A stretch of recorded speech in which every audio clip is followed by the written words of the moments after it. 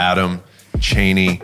Happy to be back in the studio. It is so good to hear you say that again, because me and David, we're tired of each other. Oh, y'all were holding it down, though. I'm just kidding. I wasn't tired of watching you, so hopefully neither were our viewers and listeners. It is good to be back, healthy and active, and excited to record another episode of the Elijah Rising podcast, and excited that you're here watching and listening. So today on the podcast, I'm joined by Sam Hernandez, Mobilization Director, but you already know who she is, so we'll just jump right in. We're having a gala that is also a virtual experience, fundraiser, and live theater performance, which hopefully you, the listener, have already heard about. If you have not, it'll be on October 17th of 2020. Which, by the way, literally, it costs you nothing. We're sitting here providing this kind of content. If you haven't subscribed to the Elijah Rising channel, go ahead and click that because the gala will be there. You'll get notifications in that way. It is an absolutely free way to tell more people about sex trafficking. It's right under this video if you're on YouTube, wherever you're listening, but hit subscribe. But yes, it is going to be happening on October 17th, and we are both excited. We're a little stressed. A little bit. Stressed. Lots to do. But for the most part, we're just overwhelmingly excited for people to see this thing that has happened between so many people. Well, it's not just a free event. It's a really informative event. I mean, it's going to be a really powerful event. Restored, She Will Rise. So, Sam, So there'll be a pre-show. We'll do some cool stuff. You don't want to miss that. But the film itself. Yes. What is the film itself? Just briefly, what is it? So the film itself is monologues, which if you don't know what a monologue is, it's a single person speaking, telling a story. And they're monologues that are sharing triumphs over trafficking. So you are getting a little glimpse inside one person's life at a time. There's how many total?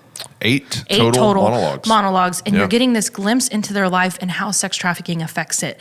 And we're kind of starting on the end of like someone who's hearing about sex trafficking, and then we're moving into people who have had personal, who've been victimized by traffickers and their journey through it. And that's what the film is about. And the whole point of it is not only to share triumphs over trafficking, but it's to create connection and empathy with the people who've been affected by it so that you can see just a portion of what their reality is in a way that makes you feel so connected.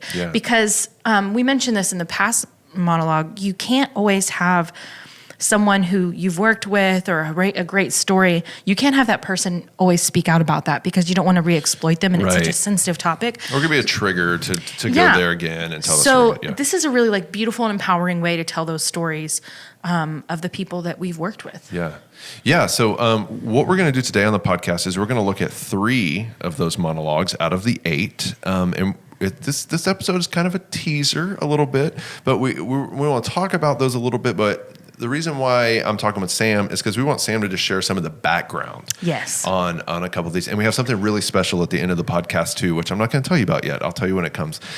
So let's start with one of the podcasts that's early on in the film called Withdrawn. What is Withdrawn about, and what is your personal connection to that monologue? This one was amazing, and it was so fast. Like, some of these monologues are going to talk about people we worked with. I mean, it was a years and years and years long process. And this one wasn't about someone like in our program, but I was invited amazingly by Rula and Ryan to be on the 104 KRBE morning show, which is kind of a long-running famous radio show here in Houston. Probably the most popular Houston radio show. Really well known. Yeah, absolutely. And they're real funny, and they do like silly stuff. But they gave me like a 7-minute platform, which is huge on a like primetime morning talk show. And then once I got on the show, I actually stayed for another segment. So they gave me 15 total minutes just to talk about what does grooming look like? What does sex trafficking look like? What does Elijah Rising do? The basic awareness stuff. We do that kind of stuff all the time. Like, we're here on the podcast, we don't know who it's going to affect. So months later, like, I'm living my life, so grateful to Rula and Ryan. It was a cool thing, people saying, oh my gosh, I heard you on the radio, whatever. I heard about Elijah Rising, so cool. But one day I get this call from a mom. And this brief interaction where she doesn't realize that I answer the office phone most of the time, sometimes with Elijah Rising. Right. We trade off.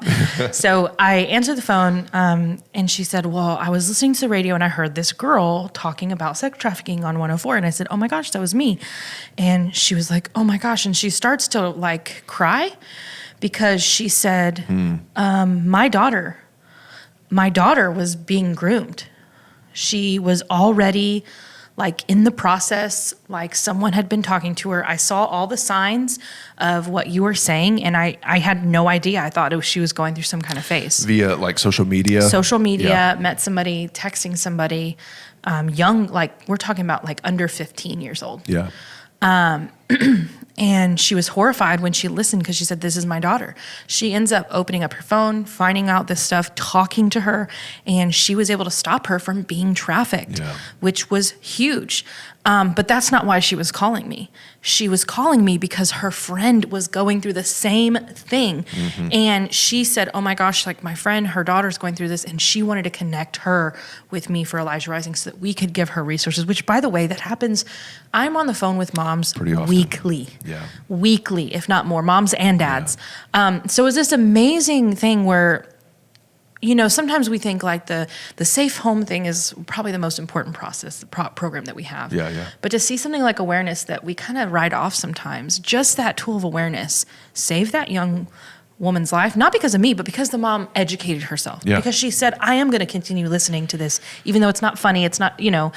And she was able to make the steps for her kid that she could to stop her from being endangered. And then her information, her empowered, mobilized information went on and did the same for somebody else. And that was just the most incredible thing to me. Yeah, and who knows what the ripple effect will be or has been from that instance. And, you know, it just makes me think too, like it's so important to point out, like fighting trafficking has to be like a village effort. Like it has to be a communal effort because it really involved, when I listened to you tell that story, like it started way back with the radio show host and saying, you know, we're going to keep Sam on. Let's keep this conversation going. Yeah. You know, and it's this trickled effect. You just don't know what the impact will be. So the cool thing about this story though, is we adapted it, right?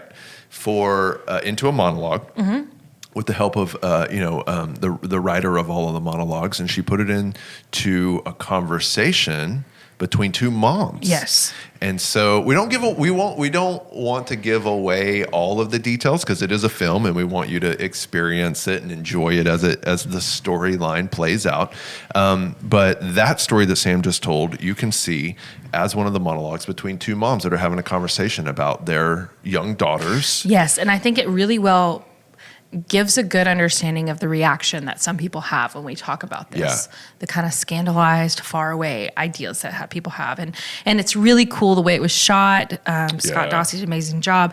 And then the way David, who's behind the camera, did a really cool job editing. So I'm excited for people to see that one. And that is one of the few in the beginning that I really think our audience of advocates will really respond to. Yeah, I think there's a lot of points to relate with in that monologue. Absolutely. So let's talk about another one of the monologues that comes a little bit later in the evening. The title of this one is Please. And well, I'll let you take it away.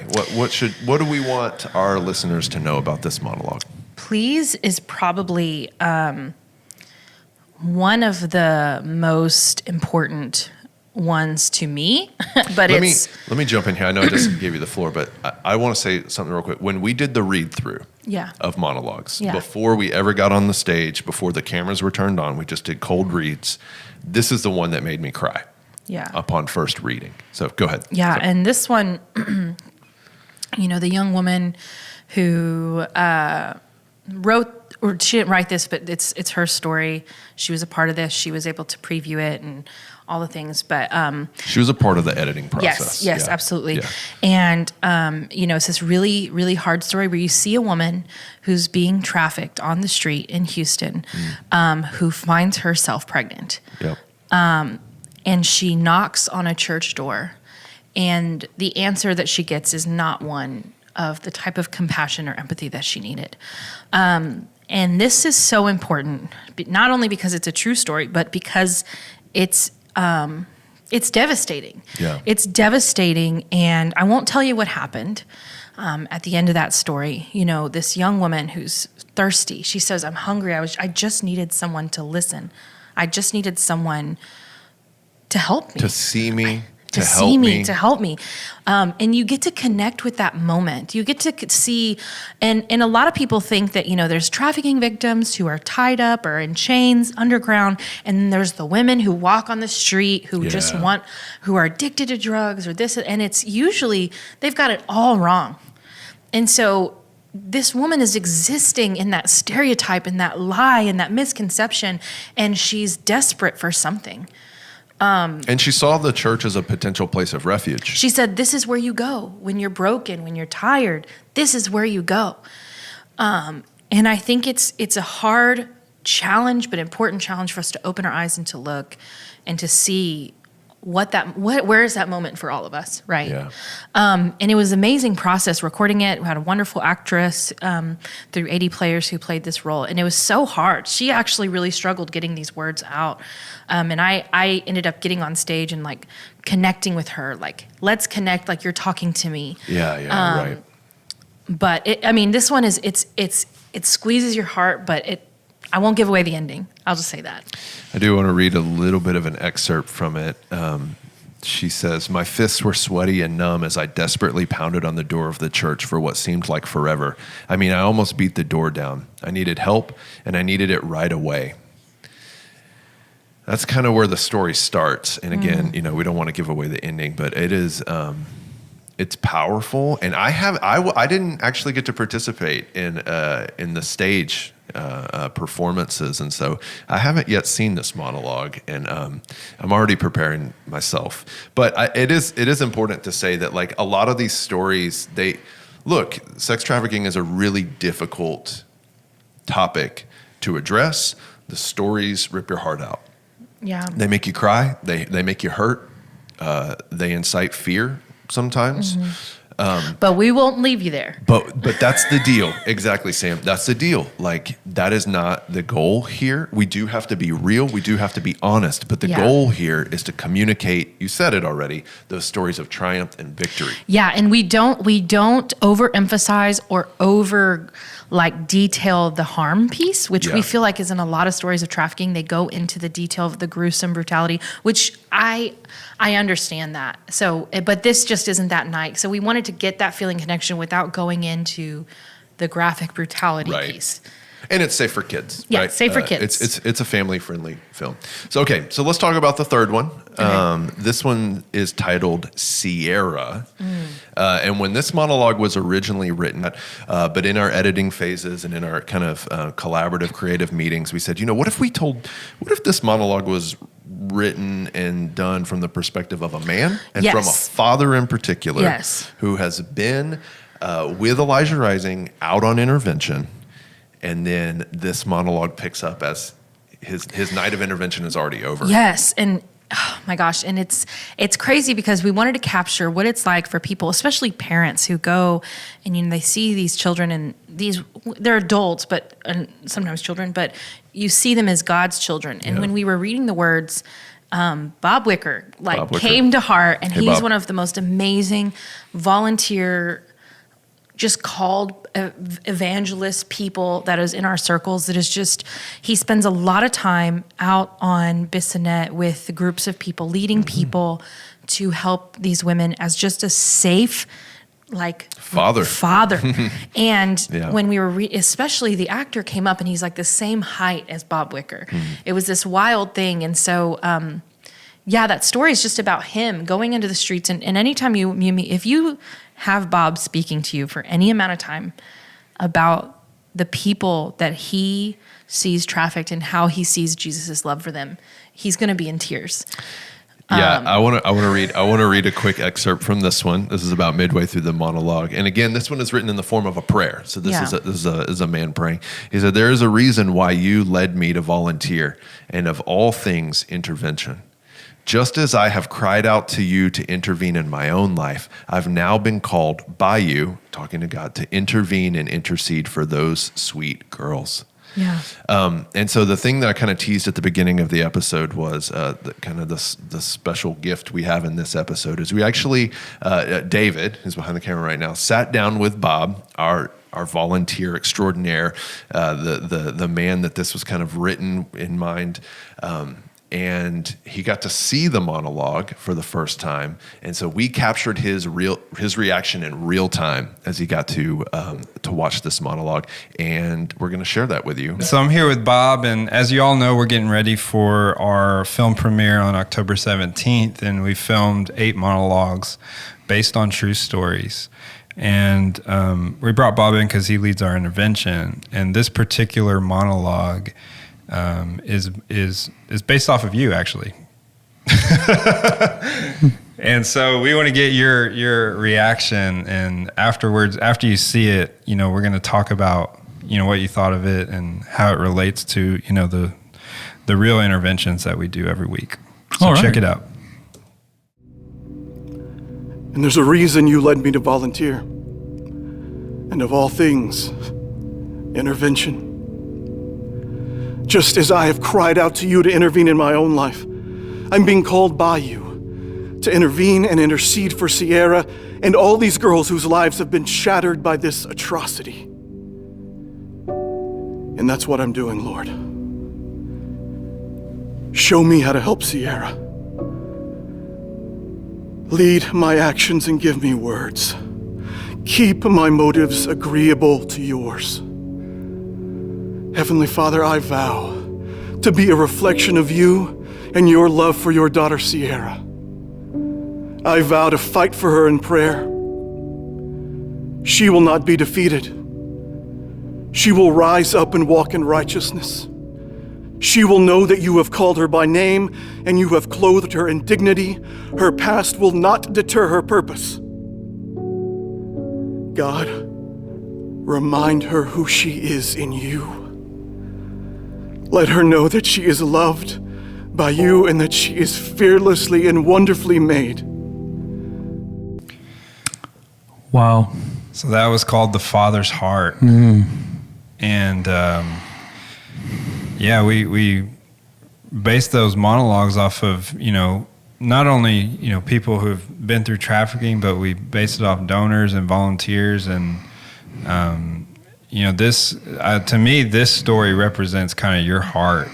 Because when I see you out on the street, that's what I see, that father's heart towards all people that are out on the street. If it's, a woman in prostitution, or if it's a pimp, or if it's a buyer, what I've seen in you, you just embody that heart of love. And I think that's important for people to see. Absolutely. We go out, and our mission is to love unconditionally the way the Lord loves us. I like to say that women on the street, people on the street, in that environment especially, they have what I like to call street discernment, or what I call their BS meter. And it's always pegged, right, on the negative side, because they have to walk out there in the game, and everybody's gaming everybody out there. But when we come out in love, and there's not an agenda, and there's no religion behind it, there's massive faith and the Spirit of the Lord leading us, but there's no religion in it, and there's no ulterior motives. They see that, and they recognize that, and that's what they respond to. If anyone were to try to go out there with an agenda, with some other motive, they would recognize that and just shut down and walk away, because that's what they get all the time out there. They have no need for any additional stuff. Yeah. They just need the pure, unconditional love of the Lord shown to them. And when they see it and they experience it, they receive it and they give it back. And it's beautiful. The reason, and I just want to say, I think that some people may be confused, or why is a man going out to minister to women, especially because I've seen a lot of that done improperly and done in a way that's, manipulative and Bob, his life is transparent to many people. Absolutely. And he lets people in and he goes in groups and he's a very safe person. And it's so important to the women who are on the street, the pimps. He ministers to the pimps All a the lot time. of times, prays for them. Yeah. Because there's a lot of poverty and there's a lot of systems of injustice against some type. That's a whole other podcast. And he talks to the police officers that are on the street. Like he educates the police officers even. Yeah. But it is so important for them to see healthy men. Yeah. And even for me, like I have a wonderful husband, I have a wonderful dad, like I have people in my life, but I exist in this world where I get a lot of calls that really break me. They break my heart. And there comes a time when I'm like, I don't know if where is safety? Where's people? And he will just like come to the office. Yeah. And just his presence is so healing to remember that there's good men in the world. You guys like David and Adam, like the men, Joe from like LPMP, like people don't understand how important it is for women and men and traffic people to see safe dads. And so, I think that some people might see it and be like, why is this guy doing outreach? Like, but his safe, like he's out in the open, like it's a beautiful, it's just, I'm sorry, I'm losing my words because I got emotional. It's just, it's really, really special. And I'm excited for people to really see a story like Bob's because it's inspiring. Yeah. Well, and I think the underlying point here that you're trying to make is like there is a place for men in this fight, and not just like, oh, please join us, but like we need you. Like we need men in this work. Healthy men who deal with the Healthy men. processes and That's right. We need healthy men in this work. We need healthy men in this work. Okay, we're gonna call it. That's gonna be the end of this episode. But before you go, you definitely want to stick around to watch Bob's reaction to this monologue called Sierra, and we hope that if you're not already registered for the virtual film premiere, you can do that at ElijahRising.org. It'll be a big banner right there. Just follow the links. You can register. You can get your access pass. You can actually host a fundraiser. So like maybe you're thinking, man, I've got this friend or this family member that they have to see this. You can watch the trailer. You can share the trailer. But then you can actually host a watch party. We have all that set up for you. We give you all the tools. Yeah, you can actually buy a package. We'll show up with some special goodies. All that information is found on the website, ElijahRising.org. And so, again, it is a free event. For that night. It's free for that that night. night. Then this content will most likely have a paywall behind it in the future. right. So if you want to see it for free, join us October 17th. October 17th. It officially begins at 7 o'clock, but you do not want to miss the pre-show starting at 6:30. It's gonna be great. It's me. And It's a lot of Sam. It's kind of dumb. We but know it's- y'all like Sam. It's great. I'm excited. We've been watching the editing today. So also subscribe to this podcast. Tell your friends about it. Share it. Apple, iTunes, Spotify, and YouTube. If you're listening, go to YouTube. Subscribe to the podcast on YouTube. Watch the videos. See our faces. It's so much fun. Y'all have a great day, and we'll see you on the next episode of the Elijah Rising podcast.